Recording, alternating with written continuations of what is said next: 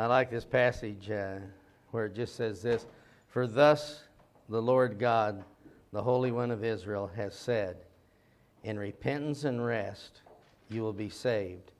In quietness and in trust you will find your strength." Isn't that wonderful? And that's what we've been talking about, that in repentance and rest we'll be saved, we'll be delivered. And that in our quietness and in our trust we find our strength. I wanted to share this morning with you, and again, I want you to jump in whenever you want to, because it's a very difficult topic, and it's a topic of confusion. But what is the church? And how do you define the church? And there's a lot written about the church. Paul says this in Romans 1:12, that I may be encouraged together with you while among you, each of us by the other's faith, both yours and by mine. And we've been talking about the difference between the Christian religion and the Christian faith. And Paul says that we're encouraging one another by our faith and talking about what it means for us to be in the faith. And that there is a difference between the church and the Christian club. And I remember a woman who was asked to take over a youth group, and it's a very large youth group, and she said, "Yes, I'm happy to take over the youth group, but it'll shrink when I take it over. Because it's not going to be a club anymore. The youth group is going to be a place where you can get something that you can't get anywhere else, and that's the revelation of Christ." And she took it over, and it went from 100 to 25. But I had a wonderful time that week, every evening speaking with that youth group, because they really wanted to know the things of God. And so we know there is a difference between the club and between the church.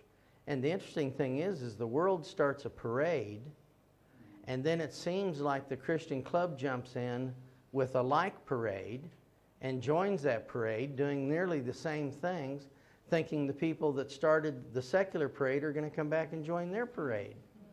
And it's not going to happen. And in reality, I'm already in a parade. I've been taken captive by Him. I'm in His train. I don't need another parade. I'm in His parade. And so there is a difference between the Christian religion and the Christian faith, and it's a dangerous topic. And when you talk about it, you have to be very careful about what you're saying, and probably even more careful about what you're not saying. But the definition of it does mean a lot to us, and the right definition of the Christian faith, when you hear the word church, will make your heart begin to sing. But the wrong definition of the Christian faith, and given a definition of the Christian religion, when you hear the word church, your heart will sink right into the heels of your feet. So what is the church, or the ecclesia, or what it means to be called out? And so we're the called out ones. And how do we define church? And it's important how we define it. I liked a famous court hearing in the U.S., but when they were debating pornography, and was pornography art or was it pornography? And one of our Supreme Court justices made a famous statement that a lot of people have quoted since then. And he just said this, "I may not be able to define what it is, but I can certainly tell what it is when I see it." And so he said, "I can't define pornography maybe," and that was their big technical debate. How do you say that that's really not art? And he said, "Well, I can't define it, but I do know pornography when I see pornography." And I think that all of us in this room would agree that we know church when we see church. And maybe we haven't done the best job of defining it, but we certainly know it when we see it. And I've seen it in 500-year-old buildings in Europe, and I've seen them in a backyard barbecue in Brazil, and I've seen the church at work, and I've seen the church on an airplane with other people, and I've seen the church when a husband and wife are on their knees together. And so I'm using as my definition for church, Matthew 18:19, and it's a very simple definition, but it says this, and you know the verse, "Where 2 or 3 are gathered together in my name, there I am in their midst." Now we know the context of that passage was there was conflict, and he said, "Listen, if 2 or 3 of you will gather together, I'll be there in your midst." But in the midst of conflict, I want to be with my brothers and sisters, and I also want Him to be in my midst. And I believe the church, at its very basic, is where 2 or 3 are gathered together in His name. And He promises that He'll appear right there in our midst, and we'll have fellowship. I've discovered over the years, and you see it, that stupidity makes things difficult. But a great intellect makes things simple. And God has the greatest intellect that there is, and He makes things very, very simple. And so I think the definition of church from Matthew 18:19, that where two or three are gathered together in my name, I'm there in their midst, is about as simple as it can get, so it's really brilliant. Because that definition of church is simple, and it's doable, and the promise of what church is and His appearing isn't based on the effort of man, but it's based in what God said that He would be doing. And we've said that a lesser truth gives way to a greater truth. And the other thing that I like about this definition of church, where two or three are gathered together in my name, there is nothing the world can do to add or to subtract from that definition of church. So it's really got to be from heaven, because nothing of the earth is going to be able to change that. And also with this definition of church, since the world nor man created it, the world nor man can undo it. And so I know that I'm going to be able to have church no matter what takes place in the whole world. The definition of church, the proper one, can never be covered up by a lie. You know, I sit there sometimes and we call it the information age, but aren't you starting to believe that it's the misinformation age? Because you can find almost anything about anything on any position, and I start to ask myself, what do I really know? I mean, do I have any idea at all what the government in Australia is up to? Really? Do I have any idea what the Chinese are up to? Do I even know what India is like? Do I know any of those things? And the reason we don't know them, and we can't know them fully, is that events take place in time, and in that time and in that moment it's alive. So right now is a time and a moment when we're together, and this time and this moment is alive. But tomorrow this is history, and history is dead. Now with anything that's dead, you can bury it, right? And so that's why history can be buried through lies and distortion and misinformation. Because it's actually something that's dead. You can bury the dead. I've got an old set of encyclopedias, this Encyclopedia Britannica. I think Steve and I were talking about that. Mine's from 1949. I refuse to get rid of it because I don't want to read a rewrite of history today. And what you can do, because it is history, and it did happen in the past, and it is dead, and it's not in the present, you can actually begin to cover that up and to bury it with all kinds of lies.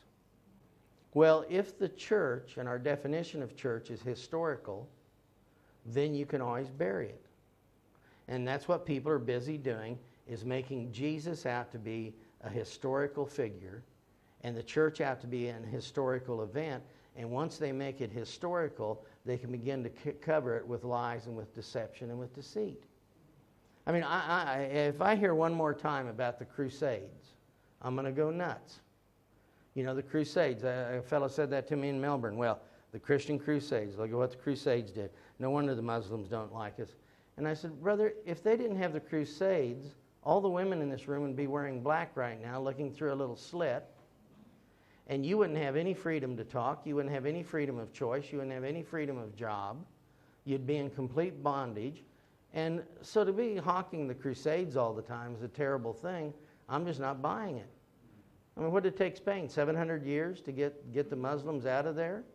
And they didn't like that. But what we do is we take these events in history, the Crusades, and somehow we apply today on it, and we bury it, and we bury the facts. And I'm not saying it was a good event or a bad event. I am saying this, though. I wouldn't want to be governed right now, and I wouldn't want to be in a Muslim country.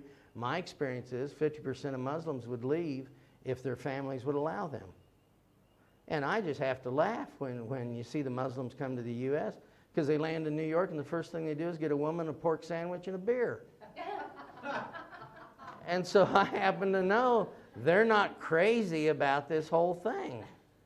But we take these events and they're in history and we begin to bury those things through lies. Now here's the beautiful thing. And we talk about it.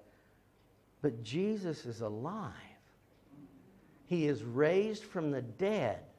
He has been raised from the dead.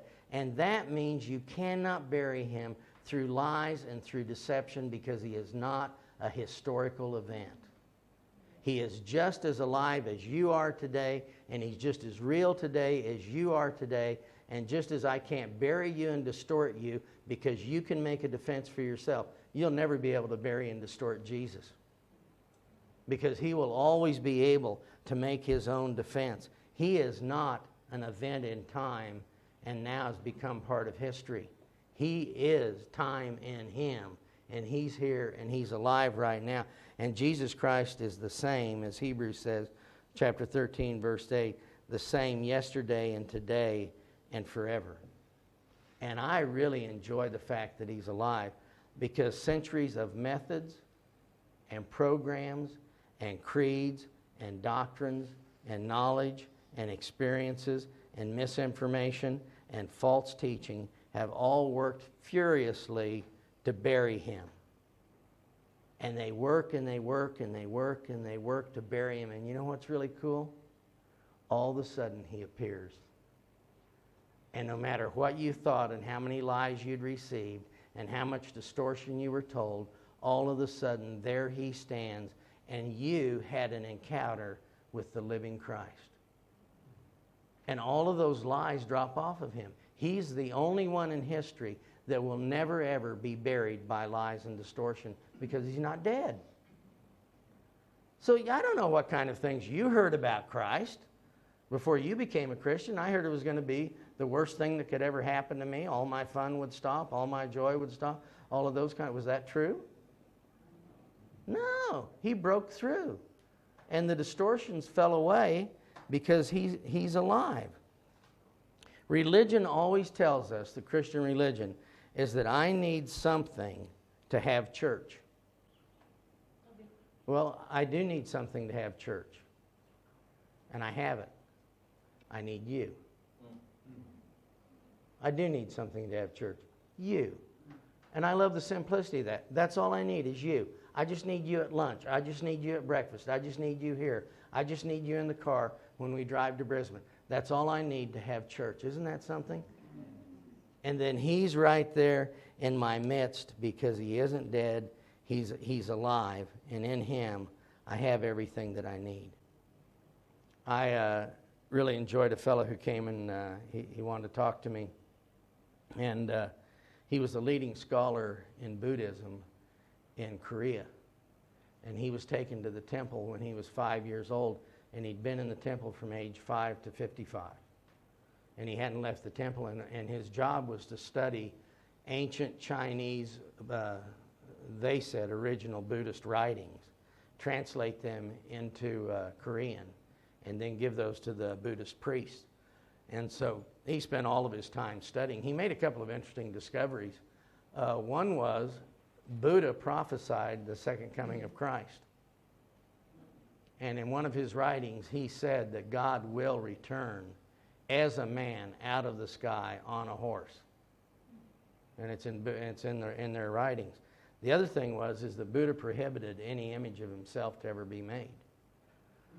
Now, this guy has spent from age 5 to 55 being a scholar, studying Chinese, studying Buddhist writings, studying everything there is about Buddhism, sharing everything there is about Buddhism. He told me when he was young, he started meditating, and he would meditate, and in his meditations, he would often be caught up to heaven. And he said he'd be caught up into heaven, and he would see a great city, but there was always a huge chasm, and the city gates were always closed to him. And he said he started meditating and seeing that when he was 7 or 8 years old. And when he became 52 years old, he was meditating and saw the same thing he always saw, and he just thought to himself, why is there a chasm there and the gate's always closed for me? And he said all he heard in his meditation was one word: Jesus. Jesus. And he said, well, I knew that was the God of the Christians. I went to our library, I got a Bible, I started reading it, and I believed in Jesus. Isn't that something? That one word from Jesus could break through all the lies that he'd received from age 5 to 52. 47 years of lies, a living Christ can break through And all of a sudden, there he is. And he told me, he said, you know, in my meditations, when I had him next, I looked, and the gates were open, and there was no chasm there. And he had he had a lot of questions for me. He just wanted to ask and ask and ask things. But one of the questions was interesting. He said, why do you Christians, when you possess the truth, get so upset when someone questions you? He said, you possess the truth. Why are you upset when someone questions you? Don't you have any assurance over the truth? He goes, it's the truth. Christ is God. And I asked him, I said, well, what are you going to do now, brother? And he said, oh, I'm staying right here. Because the Buddhists searched for truth, and I found it, and I'm going to tell them what it is. Now, isn't it a laugh that in the very heart of Buddhism, in the very center of the temple, is a believer, a born-again man? That Christ broke through all the laws and everything that had tried to cover him up. You remember Sadhu Sundar Singh, and he was a Brahmin, so he was considered a god. And they handed out Bibles one day at his school, and he demanded that all the Bibles be picked up. He was 16 years old, but he was God. Demanded that they all be picked up, and he went out and he burned them. And that night, Jesus appeared to him and said, why do you persecute me? Same thing he said to Paul. And it was at that point Sadhu Sundar Singh said, I will always live my life exactly as the man did who appeared to me and said that, as Christ. And he was an interesting fellow. But there's somebody raised in the very heart of Hinduism with Christ buried with lies and lies and lies and lies. But a living God breaks through. And that's why it's so important that when we're gathered together, that he breaks through and he's here in our midst, the living God. Because he brings truth to us. And he isn't dead, he's alive. And the things that I believed that were wrong all of a sudden, are very obvious to me. I was in Portugal, and a fellow told me his testimony. He was a scholar for the Vatican. And they called him to Rome, and he spoke 7 languages fluently. But I've seen street kids that do that in India just to make money off the tourists, you know. But he was a scholar. He had 7 languages. And they asked him to study the evangelical movement and to study the Reformation and Luther and come up with a very simple brochure that would explain to the average uneducated Catholic person that Luther was wrong, the Reformation's wrong, and evangelicals are stupid. And then they said, we just want it real simple. You can have stick drawings if you want. But just to show that this is really dumb. And our people can see it because we're losing people to it. So he got busy studying that. And he said he studied it for a year. And he said the big problem is that he became an evangelical. And so he becomes an evangelical. And he's got a real problem with that. Because he's still studying, but he's enjoying the study because he's learning more and more about what it means to have Christ. And they still had him hearing confessions on weekends. So he would hear this woman's confession whose husband died and had 5 children. So when he was called by the bishops to see how he was coming on the pamphlet, they said, how you going on that? And he said, well, pamphlet's not going well because I'm writing one, but it's all for the evangelicals. And he said, but something else isn't going well. I'm in love. And you know what they told him? And now this guy's telling me this one-on-one. And it's not the only story I've heard one-on-one. But he said, you know, the bishop said, whatever you do, don't quit. Just stay in the priesthood. Work here on the weekends. We'll increase your stipend. You can get an apartment in a village away from Rome, and you can have the woman there, and you can go visit her during the week and be with her. But don't leave. And he just said, I can't do that. You know, I can't do it. And he quit then, and now he's a pastor of a little bitty church in Portugal and Lisbon there. The living Christ broke through layers and layers and layers of lies. We don't have to get all worried about the Mormons. Hey, the Mormons got 20 converts in this area. The Mormons are really making a push. I heard they got another 20 this week. Now the Mormons got 40 converts. What are we going to do? We got to rally together. The Mormons are getting some we could get. That's a ridiculous thing. The Indians are right. All rivers flow to the Ganges. All spokes go to the same hub. But the hub isn't heaven. The hub's hell. And so the Mormons just switched hubs. I mean, you had a guy over here who was going to hell on this spoke, and now he just switched to the Mormon spoke, and he's heading to hell there, and he switches to the Catholic one, he's heading to hell there. I don't have to hit the panic button over that. And I don't have to worry about all the lies because Jesus is raised from the dead. And that is the integral part of the church, that when we're together, this living Christ is right here in our midst, and he's with us in this very, very moment. Through the centuries, the church has been defined for us as a building, as a hierarchy, as a system of teaching, or an activity. And we hear all of those things, and just as happened to all of you, we lived in that system because we chose to live in that system. We tried to thrive in that system, and one day God broke through to you in the middle of even that system. And you saw that it was all about Jesus one more time. You know, I've often asked myself this question, as how can a denomination have a revival if it really is a church? Now, how can a denomination have a revival if it really is a church? Because a church is where 2 or 3 are gathered together in my name, and I am there. So what's he doing showing up? And I remember Arthur telling me that a guy told him, he said, "Oh, you got to come, you got to come. We're having a visitation of the Lord at our church." Arthur just looked at him and said, "You know what? If you're having a visitation of the Lord, you might want to ask why he left." Which is a very good question. If we're the church, then he must be there in our midst. And how can a denomination have a revival if it is a church? Now, it also tells me something else about about the church, and you can work the whole thing backwards. If he's not in your midst, so you need a revival. So if Christ is not in your midst and you need a revival, then that means that your gathering was not together in his name. Right? I need a revival because he's not here. If he's not here and I've been gathering, I wasn't gathering together in his name. And so I must have had something else at the center other than Christ. So what did I have at the center of my club? What was the meeting really about?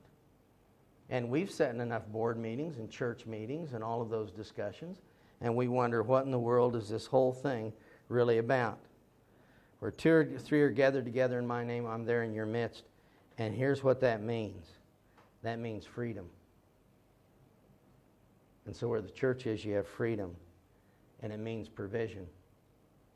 That he's taking care of us. It means there's not an emphasis on structures or possessions because they're really not needed. It means that when he's in our midst, there's peace. And when he's in our midst, there's a lack of fear. And when he's in our midst, we can ask whatever we desire. And so we define what church is. Where 2 or 3 are gathered together in my name, there I am in the midst. Nobody can take away from it. Nobody can add to it.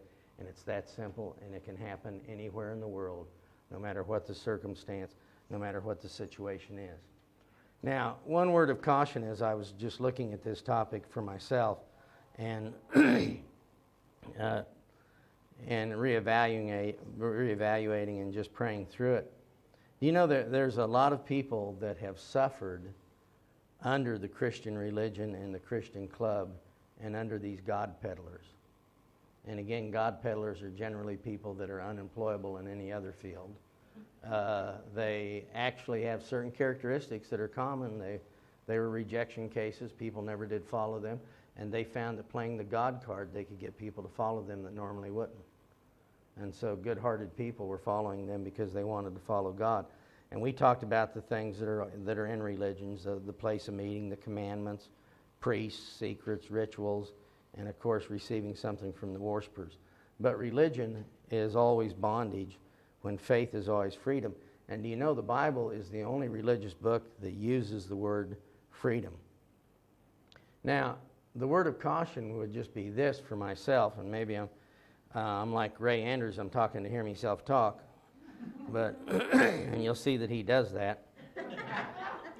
But Do you know, if you want to make someone a slave a second time, never set them free the first time.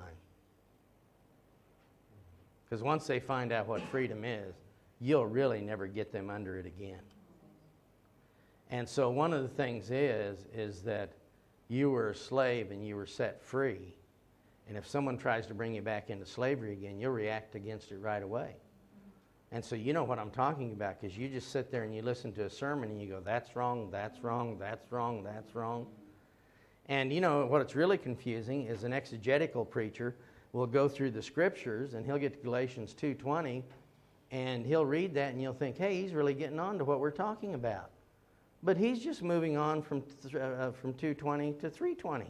It's just on the way. He doesn't camp there, so he really knows what it is.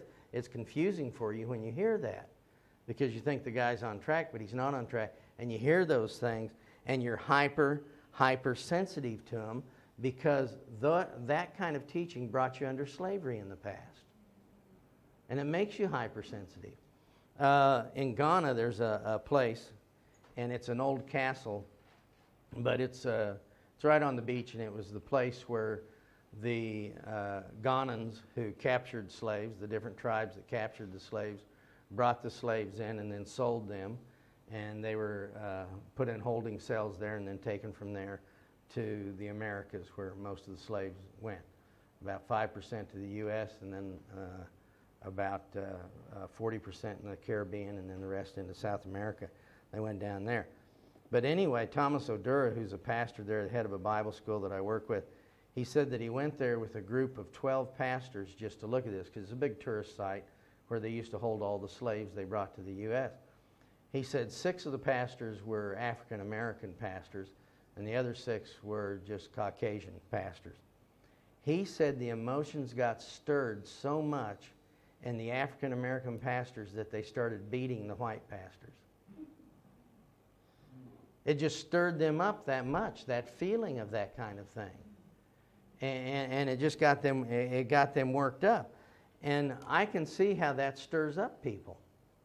In South Africa, they asked me a question I met with one of the black denominations there, and they said, you know, we've been in rule since 91, but we still feel inferior.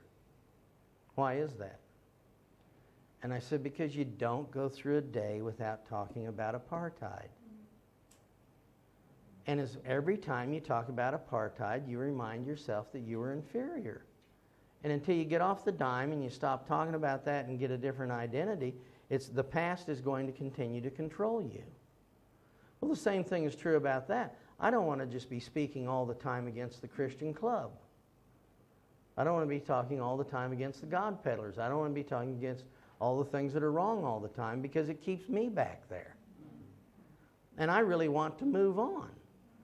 And so our job isn't to go back and condemn what we now see happened to be wrong, that we participated in willfully, which is also part of our anger. We went along with it. But we don't want to continue to be preaching against that kind of thing all the time. In Pakistan, they asked me, what are you going to be saying about the Muslims? Because we need to know ahead of time. What are you going to say about the Muslims? And I said, I don't preach Muhammad. And they go, yeah, we know that, but what are you going to be saying about the Muslims? And I said, I told you I don't preach Muhammad. And so they asked me a third time. And I said, brothers, if I preach against Muhammad, I'm preaching him. Because that's 10, 20, 30 minutes I could have been talking about life and about Christ. And so there's 2 ways to preach for Muhammad, is one against him, the other's for him, but I wasted precious time that I had with the people for me to be able to talk about Christ.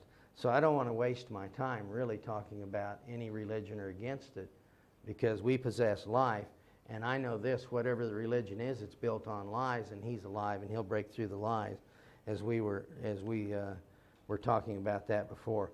And it is something that we do pass through. There are people, and I think they ought to be in our prayers and not in our condemnation. Moses chose to labor with the people in the wilderness because they didn't know how to enter in. And we know that was a 7 to 11-day journey from the wilderness into the promised land, and it took them 40 years. And Moses labored with them for 40 years. Isn't that amazing? And he had the revelation of God, and he knew what it was about, but he labored with them. And I know people that are called to labor in the Christian club, in the Christian religion, on behalf of those people who they want to see enter in that don't know how to enter in. They should get our prayers. They shouldn't get our condemnation. And they should be lifted up for doing that, and we ought to be very appreciative of them and supporting them in every way. And we all know people that are like that they are laboring to see that come about, and they want people to move from religion into the faith and out of the club and into what it really means to walk with Him. We said Paul says that there's one faith, and we told the story about Jacob who said to God, listen, I'll give you my nothing if you give me everything. And God listened to that. And God made a covenant with him and not a contract. So I want to make that same that same covenant with God, as I said before, that I'll give you my nothing if you'll give me everything. And that is a Christian faith that isn't a Christian religion. Because again, there is a big distinction between the Christian religion and the Christian faith. When I offer him my nothing and he gives me everything, I know I've moved into the faith. There's some distinctions, distinctive things over the years that I've looked at that I think are a difference between religion and the Christian faith. The Christian religion is man-made. And it often gives us something to do that's impossible. You really can't do it anyway. And so you hear what it takes to be a Christian, and then they can't give you an example of anyone that's done it. The Christian faith is all about what he's done for me. The Christian religion is opinions, good or bad, but they're all relative and they're all passing. The Christian faith is the absolute good news that comes from God concerning Jesus. And one of the things I would challenge you on when you leave here this week is to ask yourself, what is my good news? What is my gospel of good news? Because the gospel is good news. Do we have good news? And the Christian faith has good news. The Christian religion hides their problems and hypocrisy, and it rebadges sin and it gives it a different name. But the Christian faith points to the one who, if we confess our sins, he is faithful and just to forgive us. The Christian religion is full of trying, and the Christian faith is full of trusting Christ. The Christian religion says attempt the work of Christ. The Christian faith says accept the work of Christ. The Christian religion emphasizes knowing, but the Christian faith is about believing Jesus. The Christian religion says create new life, but the Christian faith says recognize our new life in Him. The Christian religion manipulates through guilt. In the Christian faith, Jesus will inspire you through love. The Christian religion says save yourself, obsess on yourself, and feel free to be offended. In the faith, Jesus says give yourself to me. The Christian religion says do this and do that and you'll have life. And in the Christian faith, Jesus says believe in me and you will have life. The Christian religion says to act like Jesus, and the Christian faith says Jesus can dwell in me and live his life exactly through me. And then the last thing is the Christian religion is indifferent toward man. And yet in the Christian faith, God desires our success and he backs us up. So what we're saying is that the church is a simple definition that can be kept. It can't be added to or subtracted to by the world because the world didn't create it. It can happen in any place where two or three are gathered together. He's in our midst, and when he's in our midst, there's a great peace. And then we're saying that because of the resurrection, I'm not in a stew over any lies that are told about him. Because right in the midst, and I know a guy gave the testimony, the Metropolitan Community Church, the gay church, in the midst of that church, Christ broke through to a man. And he saw that he was alive and he was real, and what he was believing was wrong. My trust is in the one who is still alive. And then I'm not going to be condemning people who are trapped in that system. I'm just happy that I'm out of the system, and I'm also going to bless those and encourage those that stay in the system to work with others. And then I'm also going to be aware and sensitive of what is religion and what is faith, because I want to walk in what is the Christian faith.